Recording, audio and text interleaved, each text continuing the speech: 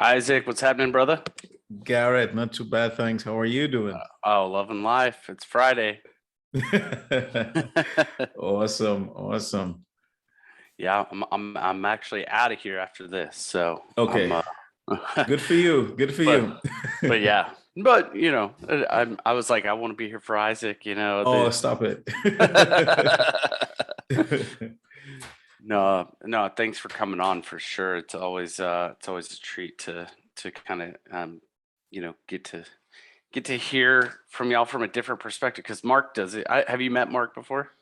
I had a one-on-one with him and it was awesome. Yeah. Yeah, so yeah, you guys rock. So I'm trying to be like you guys. Well, that's why we do this, emulate, like Yeah, that's yeah. come on, like if you're not taking some of the stuff that we're doing and turning it into stuff that y'all are doing, like you're missing the point, Yeah, So yeah.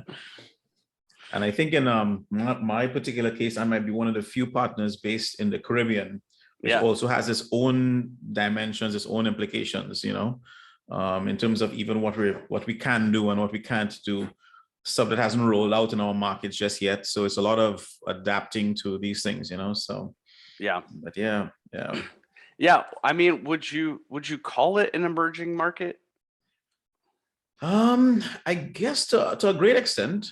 Yeah. I guess a great extent. I think even our population size, I guess, would have an impact. Like, there's a lot of talk about TikTok ads. We can't run them. They're not Oh, available really? for us. Yeah. So, so these are some of the things we have to navigate for quite some time, like Instagram shopping, a lot of the features that you have in the US. We have to adapt and okay, how can we make it work? Hmm. Even stuff like Shopify and the seamless integration you have like with Stripe or PayPal and these things. Those are like hurdles for us because it's not a native thing for us to connect, to PayPal and Stripe. You can't just open a Stripe account with a company that's created here. You have to create a US company if that's the road you want to go to. So a number of these things impact the way we do things here, so. Yeah, nice. Well, here I'm gonna let the people in. There's a few people in the waiting room because I Sure. mean I think there's Mark right You were there. keeping Mark back or no? Like, Oh, Dolly, hush. All right, there's Mark. Oh, there's Sarah. Cool. I'm gonna let him in. Mark, you ready? Good to go. All right, sweet. Hey, Isaac, how's it going? Howdy, yeah, y'all. pretty great. Welcome everyone. How's it going? Come on in. Hello, happy Friday. Yeah. Get those. We'd love to see your smiling faces. If you want to throw your camera on. What's up, me, my lord? Ben, Tomas. Howdy, y'all. Welcome. Happy Friday. Had to bring y'all in. Me and Isaac were chatting here before the call. We're already diving right into it. Diving in. So Nice. so we're having a good conversation. For those of you who may not know Isaac, he runs Pardox Studios. They're based in Trinidad and Tobago. So we're going to learn a little bit about what it's like marketing outside of the U.S. and some of these major markets that we look at all the time. Y'all have your own unique challenges, right, Isaac? We were talking a little bit about that on the top of the call here. So I want to make sure that y'all got to hear some of this stuff. So without further ado, Isaac Ovid and Mark de Grasse, here we go. Agencies Talk Friday. Let's get it going. Hey, y'all. Hope everybody had a great week. Got some sales and built your clients' sales. Everybody who got sales for their clients this week. Let's look at that. Hands up. That's awesome. Making money for other people. That's what matters. All right, Isaac, let's get into it. Creating better offers for your agency and your clients. Awesome. Good morning, all. Good afternoon to those in different time zones. I think I'm an hour ahead of you guys here in Trinidad and Tobago. And I'm very, very happy to be here and very excited to be part of this DM community. Shout out to Ativa, who also hails from Trinidad and Tobago. Good to Nice. see you. And it's really, really great to be part of this ecosystem. And this ecosystem, we can credit a lot of our success to this. And as I was sharing with Garrett, you know, there are a lot of things that we don't have available here, like, you know, TikTok ads are a thing, but they're not in our country just yet. So a lot of these things we have to navigate even as we roll out frameworks, Instagram shopping. I mean, we can't just open a Stripe account like that. It's a process. So using Shopify, so navigating markets outside of the US has its particular points that we need to navigate. And I think it was in a previous agency's talk, we were referencing, you know, translating into other languages. And part of the challenge with the evolving digital marketing ecosystem is the fact that different countries and the regulations and policies and Forex and how we treat with that. So having been a DM partner since 2018, we have not only seen the DM ecosystem evolve, but what's available in different territories has been quite a unique experience, you know. So one of the great passions of ours as we have evolved, and I think the journey for agencies are different with what kind of brings you in and what's your why and what's your motivation. But when we started out, we had no idea what to offer. It was like, okay, we give you a website, we give you a social media post, we give you this. And then after a while, you try to find a systematic way, you know, to sort of package what you do. And then if you're not careful, you find that you're really offering a commodity, you know, and then it's, okay, let me see your quote versus yours. And maybe depending on your journey, you know, some people still struggle with, okay, they're pending approval on a proposal I sent, you know. And then over time, we started to realize that we were stumbling onto something. And without, at the time, before we were DM partners, you know, we weren't really studying stuff like churn and this stuff, but we started to realize we had clients who were with us for 3-4 years. And the average time a client was with us was for 4 years. So we started to kind of reverse engineer, what are we doing that's working, that's keeping clients a part of our ecosystem for so long. And then, you know, we realized that, hey, we started to, without it being a plan, merge DM training with technology and our core service. And somehow in having these discovery calls with clients, we always found ourselves stuck in this pathway of, okay, there's no way we can do this work ourselves. You can do it yourself, but we need to have a framework, a language that we could work with, and that's DM. And we began to push, you know, back then it was different names, HQ and then Praxio, and we use different platforms, but it was, hey, you know, the more you understand CBJ and the frameworks and the concepts, we can now divide what you do, what we do, how we work together.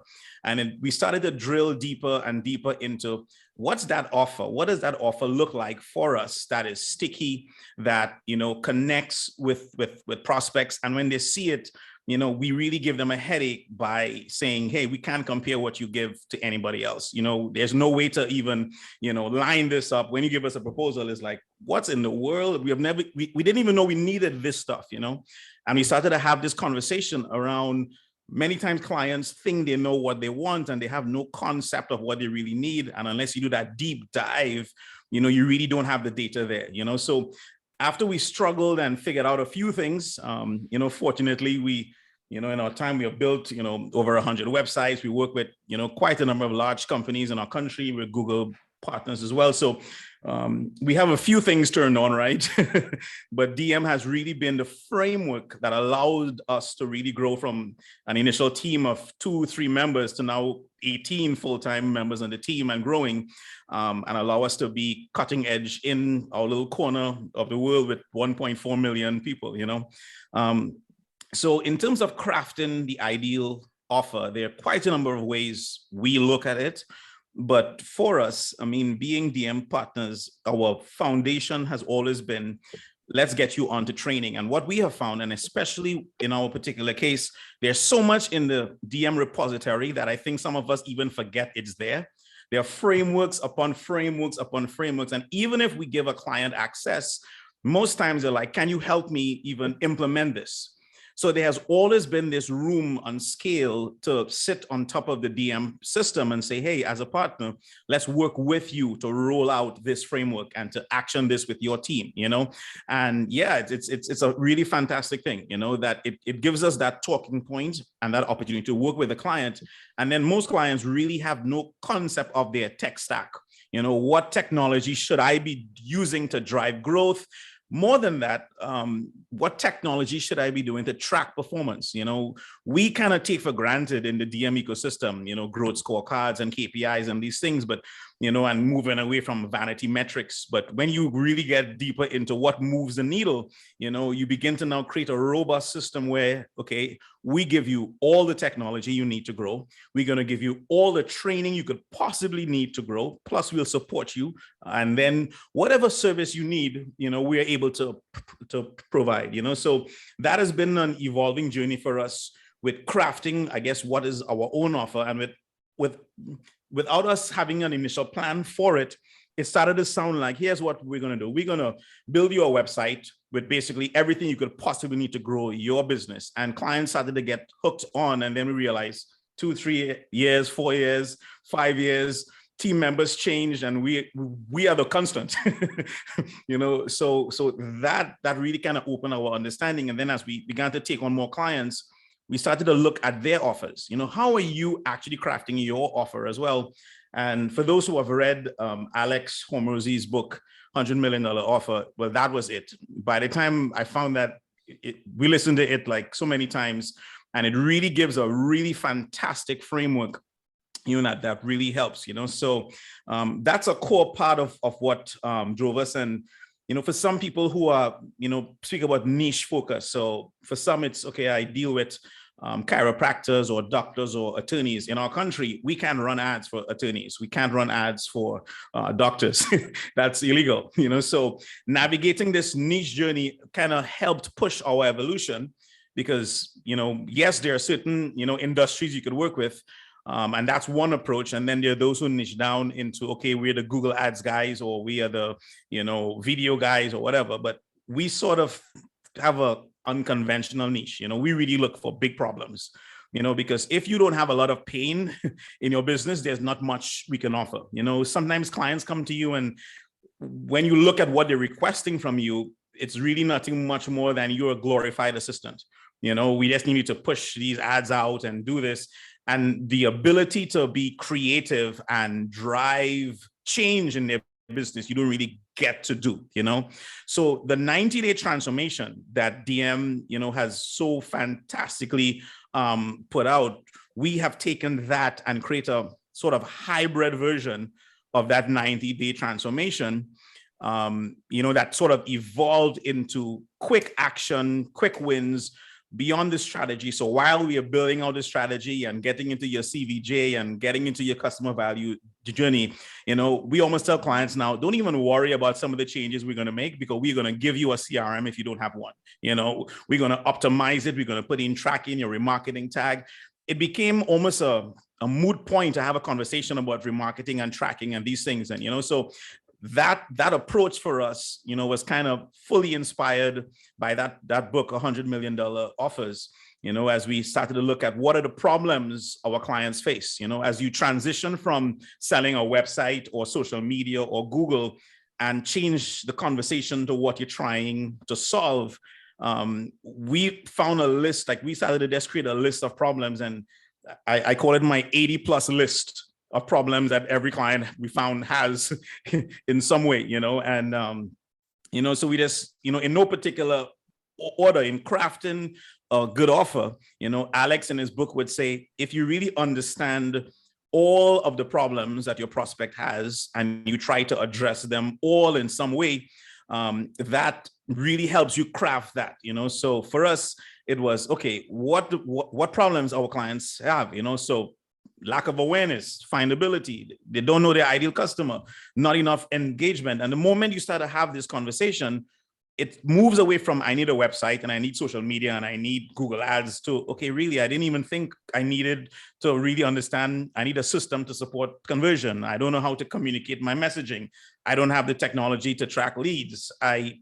don't have, enough time to do this. I might not have the budget. I don't even know the training. I don't have a team. And, and I could, share this list of like the 82 things that most people don't even realize that they need.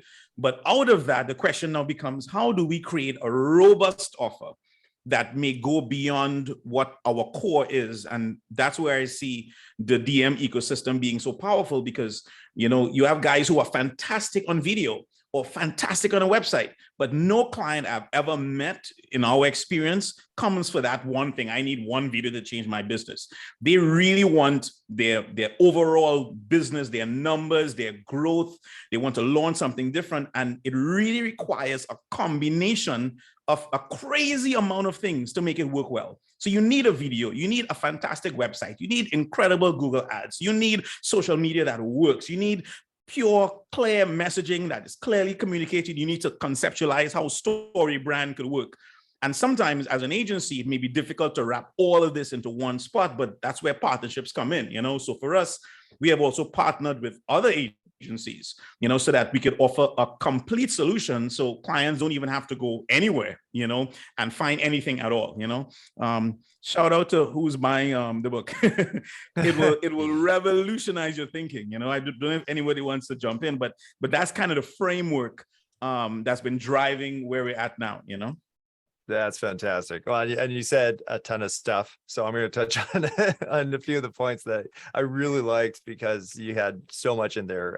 You had the hybrid 90-day transformation framework. I love how you frame it as a transformation, because I think you're right, where a lot of people, your prospects come in, they think they need, like I posted the other day, somebody I know needs Instagram following. And that's just one part of this big giant solution that they really need. But as soon as you get in the door, you can start to identify those problems, which sounds like you have a whole system for it. Your 82 problems. I thought you were going to say 99 problems, and marketing is just one, or Instagram is just one. You could frame that really well. And I also like how you go in there with confidence about the solution, because I think a lot of times that, as marketers, you go in, you have this conversation with the client, and they say like, oh yeah, we already have that set up, or we already have a tech solution for that, or all these different things. And instead, if you just go in there and say like, no, this is the solution, and you're really confident about it, then you're not sacrificing your procedures and things that you built that work for placating your client's preference, probably based off of their IT guys, whatever solution. If I'm sure you guys have had to deal with IT before, and they screw up the whole process. But I love that the solution. So let's just talk about that real quick, like how you identify the problems. Did you have kind of like a format of how you interview your client and then come up with the problems, or walk me through that? Yeah. So part of our evolution, we were HubSpot partners for years. So we sort of use that HubSpot methodology of, the whole questioning approach, but as we begin to dig deeper, it really is having that deep conversation around understanding what they are trying to achieve and what's the roadblocks. Like, I mean, we have tried to simplify it as best as we can. Where you're trying to go and what's keeping you back. And for many of our clients, the value we brought is the things they did not see, so they could identify at times many things holding them back. And then we would typically find, okay, so what about this? So apart from running all of our audits and scans before we go into, any meeting that we go into, it's also, okay, have you considered this? You're telling me this is what you're trying to achieve, but I'm seeing 5 things that you should be mentioning, and even reframing your offer and reframing what you position to the market could be the key to turning your business around. So even for us, websites were a big thing for us. For years, we killed the game with websites. And then we started to actually wrap websites into our 90-day transformation. So we weren't even selling the website anymore. It was, hey, the transformation means we will give you a new website and fix everything. And the position of that was totally different from buy a website, because now there was no website company you could compare us to, because there was no website comparison. There's no website quote anymore. What we're really giving you is this transformation, and bundled in there is a website. And when you look at who we did work for, you could see easily, okay, wow, I have no questions about the website, because I know that's what you guys do well, so that dig into the problem, ultimately to the growth scorecard and tying into metrics, and having that conversation, with the key stakeholders of what's important to you. So you mentioned IT. We really want to have the conversation with IT because they are speaking about speed and security and cyber security and these things. Marketing and sales have different conversations. And then the CEO, he doesn't want to hear nothing but what's the bottom line impact. So really getting that in and then putting it into a cohesive plan that we could present and drive, real results. Yeah. I love that. Well, in terms of like the industries that you kind of mentioned, like you're looking for those industries that have big pain. What are some examples of like a big pain?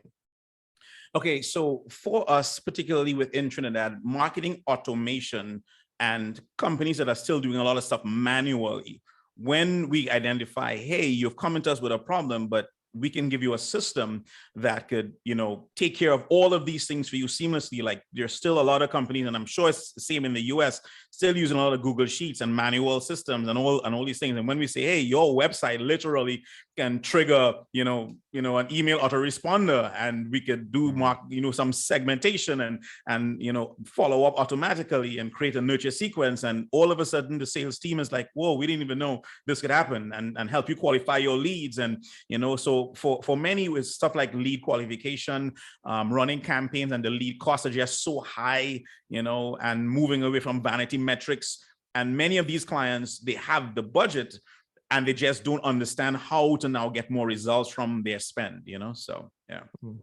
I love that. And so so now you've identified the pain, or the industries or companies that actually have that pain.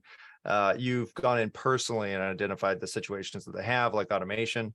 How do you kind of guide that all into, you need a strategy? Because a lot of people, you're dealing with I need a website, I need paid ads, I need these individual components. How do you push them the right way? So our strategic framework that we have used, I think, since 2018 is we come back to the CVJ and rolling out of our 90-day transformation plan, saying, hey guys, your website sits within a certain context. So you're talking about, where your blogs fit in and where your social media connects. And for us, one of our strongest advantages is data and tracking and the analytics part of it.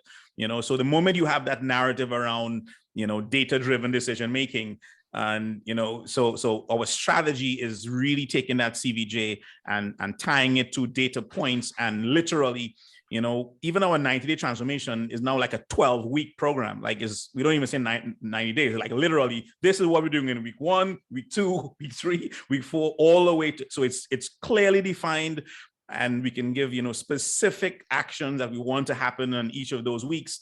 And try to really hold the client accountable and say, even if you're not moving as fast as we are, we will run ahead of you, because we really wanted that after this, you could see that transformation. And then we still, as Ryan would have said initially, give them the option. At the end of this 90 days, you can keep doing it on your own. You could do it with us, or we could do it for you. And invariably, clients are like, listen, there's no way we can keep putting all these pieces together. Our worst case scenario is a done with you arrangement. We want to keep you, involved, some of your team members, so that's typically how that rolls out. I've got a question, if I can ask, right? I'd love to know more specifics about what that 90 days looks like for you, right? Because that's something we talk about all the time, and it sounds like you have it documented, just as far as like week 1, all the way to kind of week 12.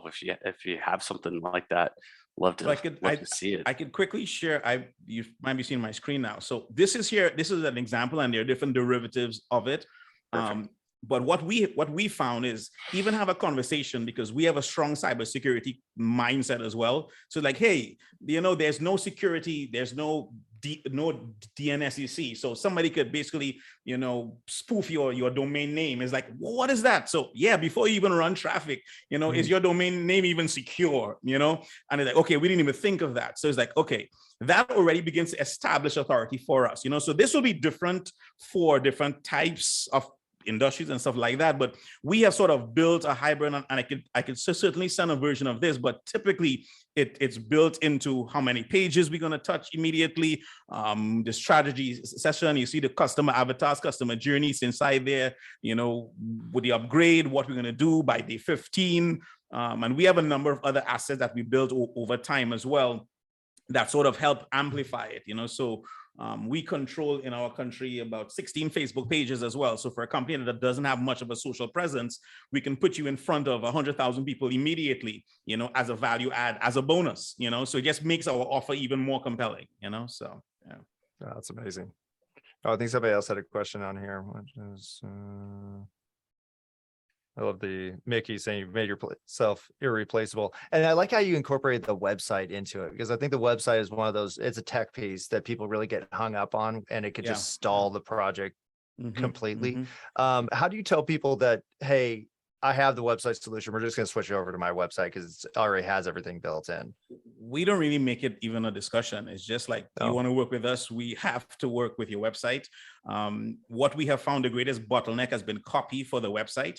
And we're like, now we're taking that over as well. You have every right to change it, but we're not going to wait 6 weeks for you to go and sit down and go back and forth on a Google Doc, when we want to get quick wins.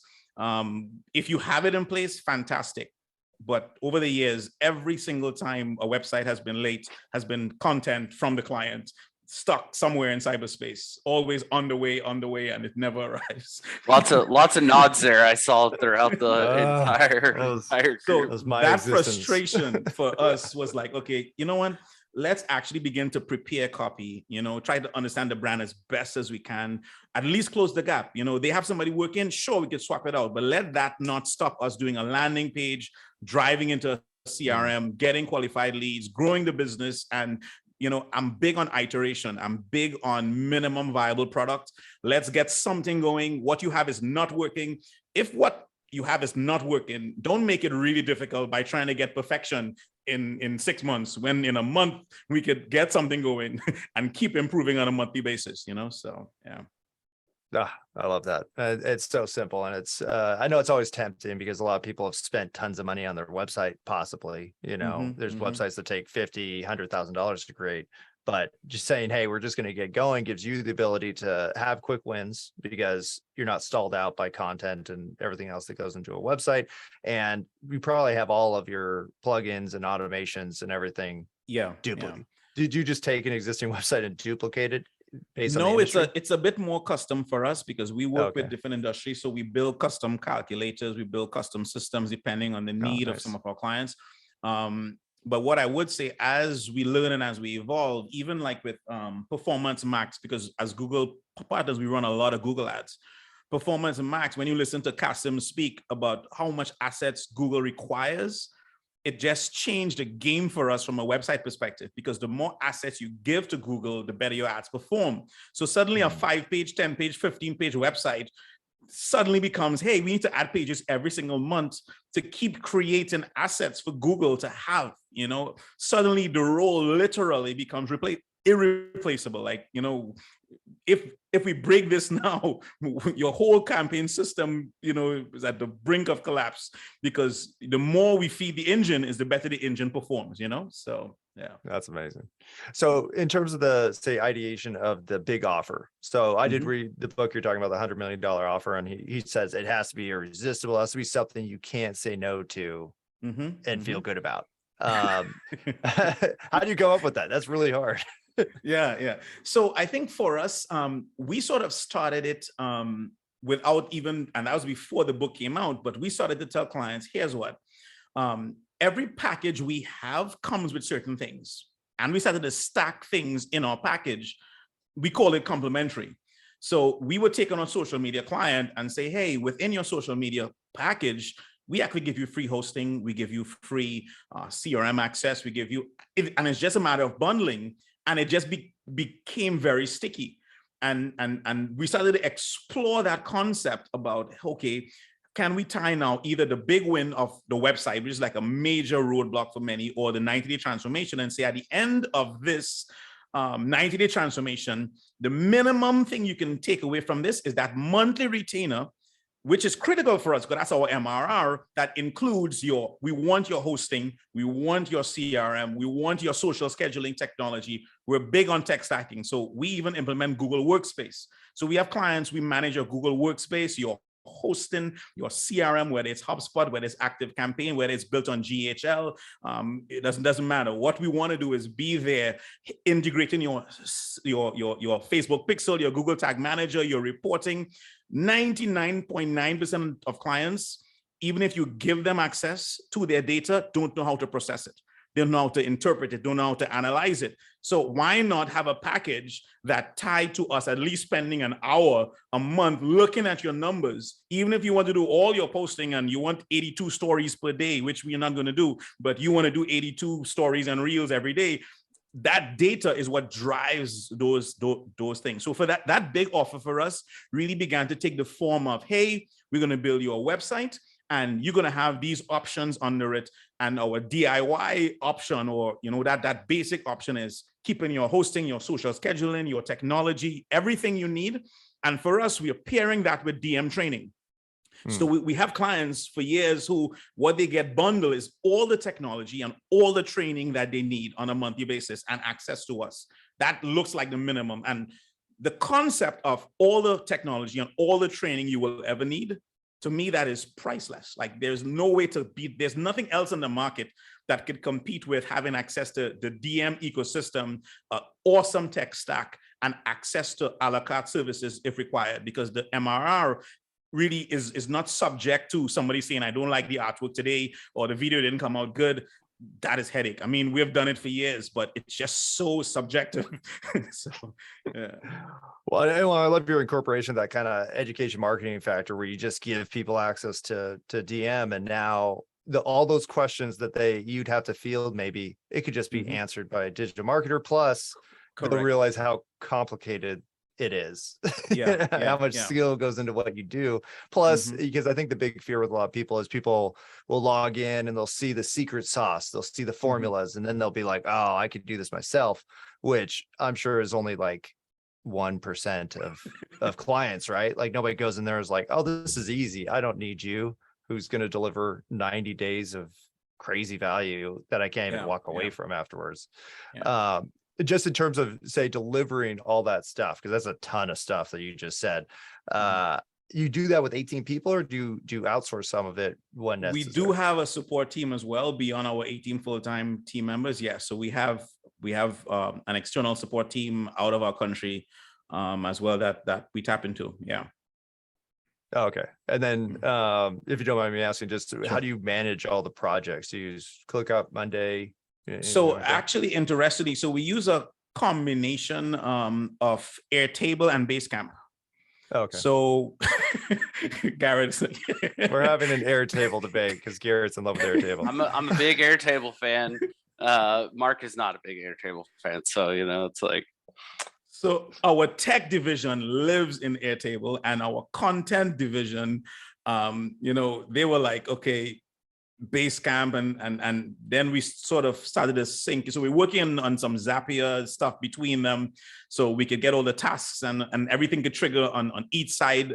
And we have clients who like Basecamp. So for us, it began to be, not forcing clients to use certain things. So some clients like Basecamp, some clients like Airtable. So can we get it all? Because the customer experience is so important for us, So we even work with some clients with WhatsApp. They don't even want to see, a whole strategic presentation. They say, send me on WhatsApp, the campaigns, and that's for them works. So we always offer them, the Rolls Royce experience, but if you want something simpler because that works for you on the go, depending on the nature of your business, absolutely, we will work with you. But on the back end of our system, we still want to see what that presentation would look like and certainly be able to reference it, so. Yeah. Oh, that's great. We actually had a question from Mickey. Can you speak to the attracting, or how to find and attract partners to support your team? Like, how do you find those external people? Sure. So I think for us, it almost evolved just by projects we worked on. So for example, we are really strong in websites and the tech. And we worked on a project with another agency who did like the whole strategic direction and the whole 5-year long-term plan. So that opened up conversations when we saw how good they were. That we don't do that. I mean, 5-year planning is just, and for those who touch scalable and these things, the 90-day sprints and these things, we live in a different mindset. So, but if somebody wants a 5-year plan, go for it. But we have clients who want to build out these longer term plans. And our thing is, okay, well, if that's what they do, let's have a conversation. We don't do a lot of video production, but we try to partner with companies that do. And even within the DM ecosystem, we are really looking to ramp up the collaboration because there's so much talent in the DM ecosystem that, literally we should already have taken over the world kind of thing. So. Well, I think just coordinating that kind of stuff, because it's, I'd say it's better to rely on another CP who's been a CP for a while and can do certain aspects versus an Upwork, or I don't know how you found your outsourcers, but that's typical. We don't personally. I don't use any of the Upwork, Fiverr. Really, I don't. It's too much of a headache. Too much of project base, and it's definitely a type of contractor that goes on to an Upwork or a Fiverr versus somebody who probably does it for longer, which is agreed. CPs. Agreed. That's awesome. Let's see. Ivan says, how do you keep track of everything? Just Airtable. So again, Airtable, Basecamp, and we do pull reports.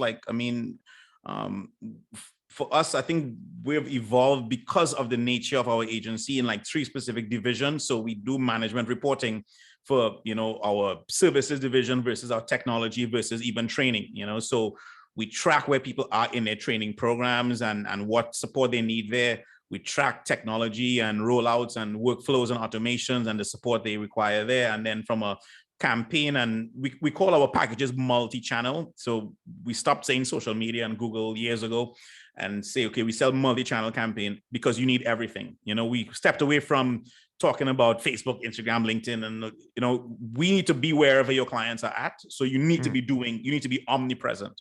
So every package we sell is an omnipresence type package. And on a monthly basis, it could rotate what's done depending on what that objective is. So everything is tracked within Basecamp, Airtable, and then we do have some centralized reporting. Yeah. Gotcha. Now, in terms of, let's go back to big offers, because you talked about how you formulate the big offer for your agency, but how do you go through that same process with an individual client? Perfect. So we're actually working with a very interesting client now with a similar challenge of wanting to grow. They sort of plateaued after a few years. And then the same exercise that we did, even for us, what are your challenges, and we literally, the same way we have the 82 challenges, which I need to change to the 99 problems, right? But I like 82, that's a different number. But literally, what are the problems? And as we said, ask, what are the problems your clients and your prospective clients are facing? They hadn't thought about it in 5 years, 10 years. They were so set in selling what we normally sold all the time that when we started to ask the deep questions around, tell me what the complaint was, tell me about the positive feedback, the negative feedback, tell me what people say, tell me why people come to you, tell me the last time you presented to someone and they were interested, but it did not close. What was their reason for not closing? Because that one thing might be the trigger point to convert more, And as we document that, we're like, hey, we could change your pricing structure. You're currently charging monthly. Let's do an annual, let's add a bonus. Let's reframe the same way for us. So we look at it the same way we reframe the 90-day transformation instead of the website and put a website in the transformation. How do you look at what you're offering and restructure it? So we pretty much now kind of follow that framework in the $100 million offers, looking at listing out everything, looking at the value equation, what can you deliver quickly, that low hanging fruit, how do you help create that success, so that has been the driving framework that we're using now to roll out, offer enhancement on a faster basis. Yeah. I love that. Well, it's not you making the assumption that the business necessarily knows what the heck they're talking about, because I've worked with companies where you say, like, what do you sell? And they'll be like, we sell lots of stuff. And they'll kind of give you a list. And then you say, well, what sells the best? And they're like, let me check. They'll go on their accounting software and see what they sold the most of. But it's, I think there's a huge disconnect a lot of times when you have an existing business, say they're around for 5, 10, 15 years, it just kind of runs and they kind of make money and things are going okay. And then you need somebody like you to come in and say, like, no, it looks like the high growth is right here with this offer. Yeah. Do you actually help them formulate maybe the bundles or the packages or absolutely. Quite honestly, as we have evolved as an agency, I mean, years ago, I was doing more websites. Now I just spend all my time, consulting, because the team does the implementation.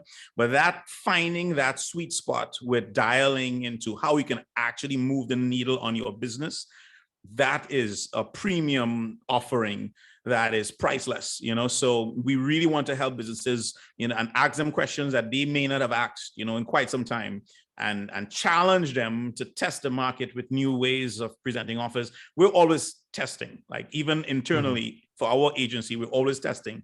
We're going to test 3 new offers next week, Nice. just to see what sticks, because we have certain growth objectives for next year, and that's our constant mindset, so absolutely, we love looking at offers and how we can improve them. Yeah. Now, do you do a different process for the conversion stage versus the ascension stage, or do you kind of just tie it all together into one product discussion?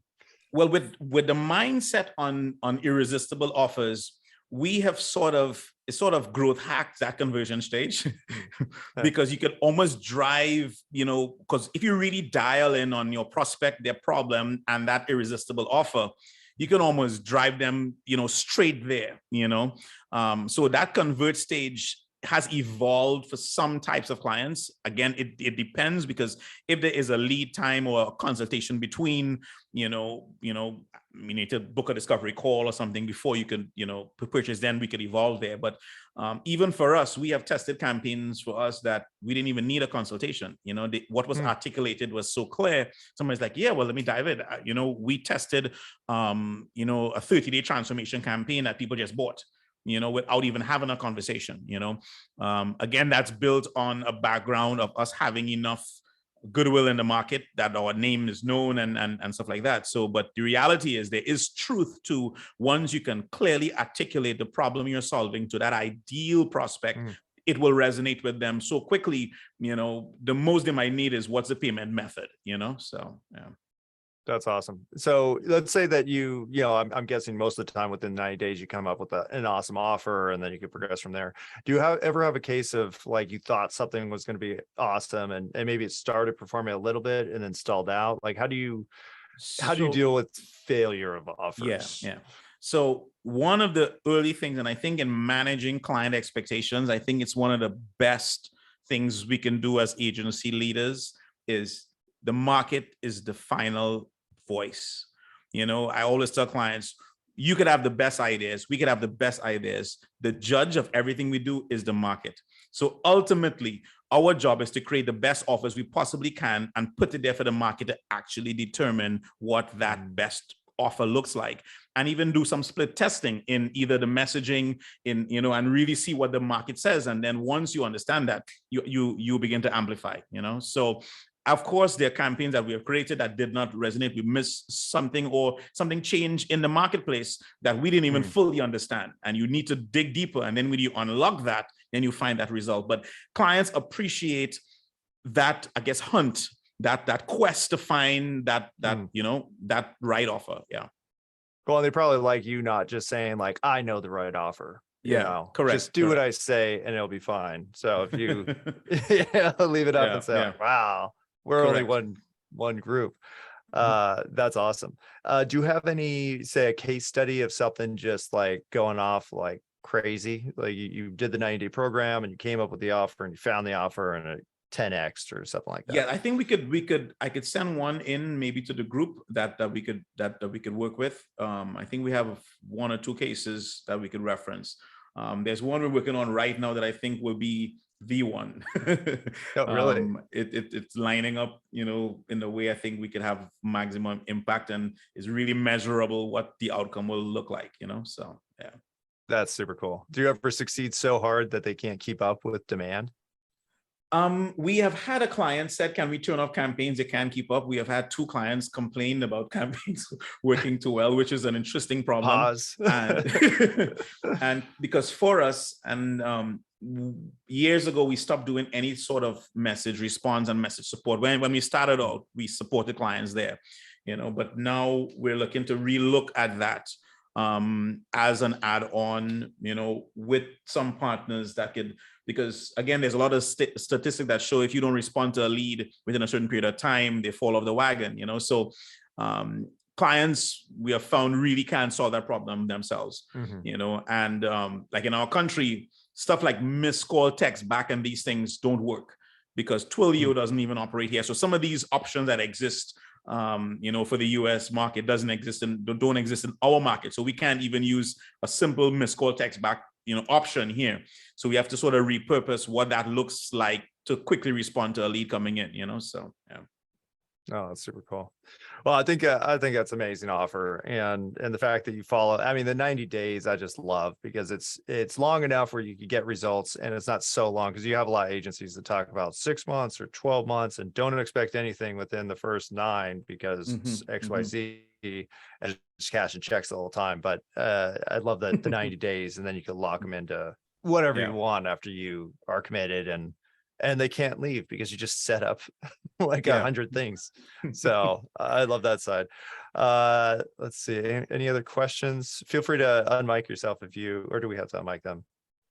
I've got some questions here. So Isaac, you've been a partner for 4 years now. I mean, that's a good long while, and I mean, in the community. And so what are some ways that I see some new faces here, how to leverage that partnership and get the most out of it in your business? So I think the evolution of DM as well, I see it in 3 main ways. One is up-leveling your skill. I think as leaders, sometimes we might think, hey, we don't want to get too much into the technical stuff, but there's a lot of mindset and a lot of resources. And I think most of us within the DM partner community are guilty of not fully utilizing, the resources that are in there. So I think 1 is up-leveling, yourself. 2 is getting your team, razor sharp. We pride ourselves. We have team members who I know are 10 times better than I am, in many different things, so I think getting your team to up-level their skill is a critical aspect. Getting clients to live on these frameworks, and it becomes, their center point, the DNA upon which everything comes out of. I think those are 3 of the core elements for us. And then I think it goes without saying, the community is absolutely fantastic. There's never a day that something comes up, that, the community can quickly address and we can brainstorm. And, and I think the direction that we're going as a partnership with being able to effectively understand the value of the other partners and what they bring to the table, really makes it something worth doing a lot more, So I know the stuff that we want to be able to do that we don't want to execute ourselves, that if we understand which partner does it, it becomes a quick, okay, let me call Atiba, because I know he's the king of that level of video type output, let me call Kasim because Google Ads is X, Y, and Z. And, so yeah. Awesome. Are we going to see a TNC? Working on it. The team is saying, get on down here, So. Come on, bro. I got you. Awesome. Yeah, maybe we'll convince Dave to do an island theme for his party. There you go. Oh, that will be great. I already got my shirt on. I'm ready to go. Yeah, just like the grass skirts and the coconuts. DMCP retreat in the Caribbean. I there you go. I'd go to that. Next partner training day. Marking coconuts. I do that in my own pool. Yeah. Yeah, like at a CP party, and like we could use it on social media. Like, oh, that's the true. Opportunities. You get Dave to do it, and I'll do the run through the hotel like I did with the lab launch, except I'll be in coconuts and a grass skirt. Well, yeah, except it's not at the hotel anymore; it's at the convention center. So good luck with that. Oh, that's even better. Okay, I'll get some hits. Well, cool. We do have 13 more minutes. Let's open it up to everyone here. If y'all have questions for Isaac, you got a little bit of time left. So I know we could go off the rails real quick and talk about grass skirts for the next 10 minutes. I have no doubt in my mind, but really want y'all to get the most value out of this Friday morning. If you got something, let's hear it. If not, we can just no stay questions. here. Cold lead gen. What is working for cold lead gen? Are you seeing, Isaac? Quizzes. I Boom. love and, with quizzes. and period stop. It's like quizzes. Hey, that's good. I like that answer. Confidence. Quizzes. I like that. Yeah. For anybody who- Low cost per lead, and it's built in the lead qualification. We even have this training in DM from Ryan. That Mhm. training is really, really good. And Actually, Ryan is, yeah. If you guys want to see, I'll show you our results. I don't know if you've seen on the website, but we have the marketer type quiz. If you haven't seen it, you should probably check it out. But it basically goes over, what type of marketer are you, which is really interesting. And it has a PDF and there's 4 different types and breaks it down really well. But I'll show you the actual results for it if I could find my login. And it's been pretty effective. I think for us personally, we've had I want to say 10,000 entries. And of those, I think we got 3,500 emails off of it.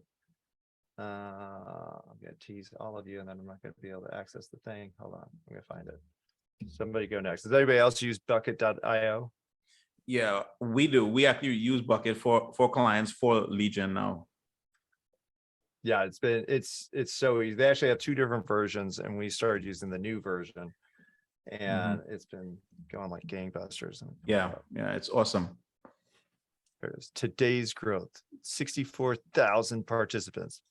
That seems like a lot. Hold on, I'll show you. You guys can see it. Insider info. There you go.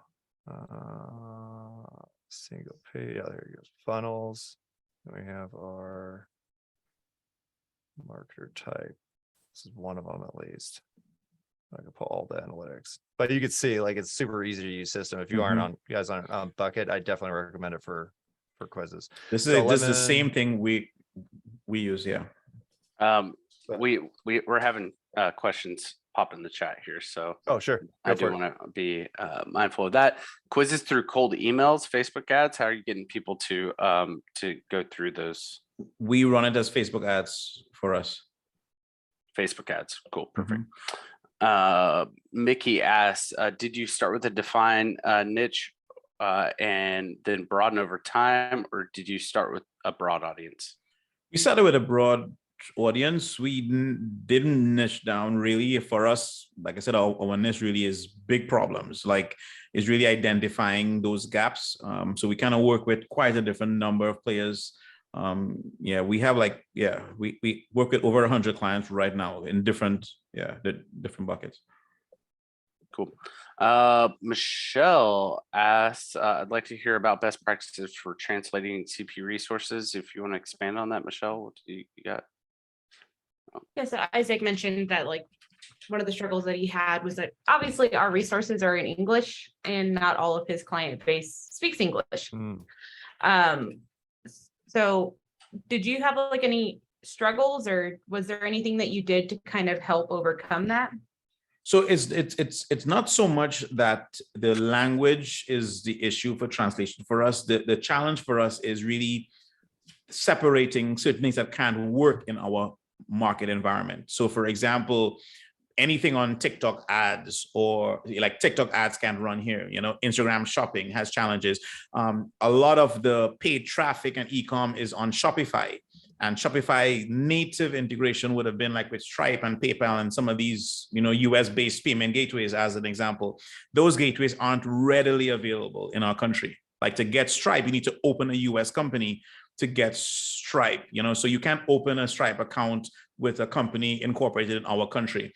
So us helping navigate some of these challenges is a big value to clients, because even if they do the course, they're like, okay, we're stuck. We don't know what next to do, so. Cool. Mickey also asks, how do you share the DM resources with clients? Well, for quite some years, we really were giving them direct access through different evolutions of the program. So at one point it was HQ, then it was Praxio. Now we began to work with Lab itself. We want them to have access because that itself is part of our offer. And then for us, setting that time, hey, let's go through this, what's most impactful? What would you like to implement now that you have not? I've never found a client who can go through DM stuff and implement it all themselves, and we sort of come across as, that mentor. We have to live in that content to be able to shed light on a question that they would have. So that's kind of how we do that. Yeah.